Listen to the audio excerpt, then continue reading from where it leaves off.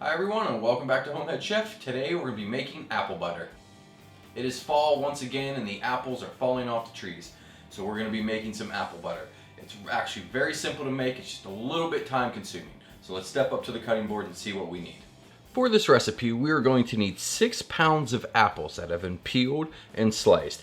Now whatever apples you want is entirely up to you. I like to use a mixture of apples to create a unique depth and flavor. You can use Honeycrisp, Pink Ladies, Gala, Golden Delicious, just whatever apples that you like. We're also going to need 1 cup of brown sugar, 1 tablespoon of cinnamon, half a teaspoon of nutmeg, 1/4 a teaspoon of salt, and 1 tablespoon of vanilla.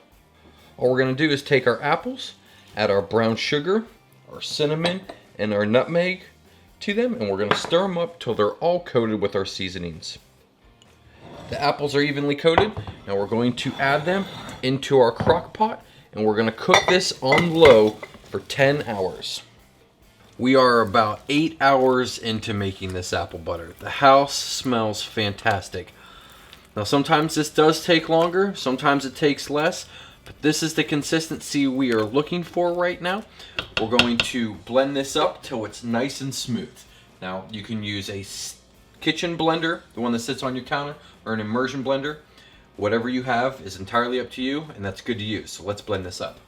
This is the consistency we're looking for, almost like an applesauce. We're going to add in our vanilla, stir that in. We're going to put the lid back on, and we're going to let this cook for about another hour to 2 hours and let it thicken. And our apple butter is done. Now we want to load this into containers or mason jars and let it cool down, and then we're going to get a taste.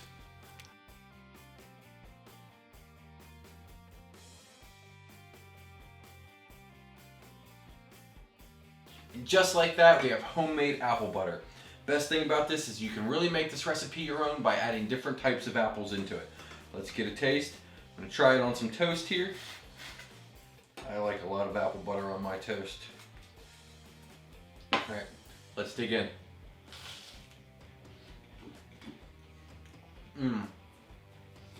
That is so good.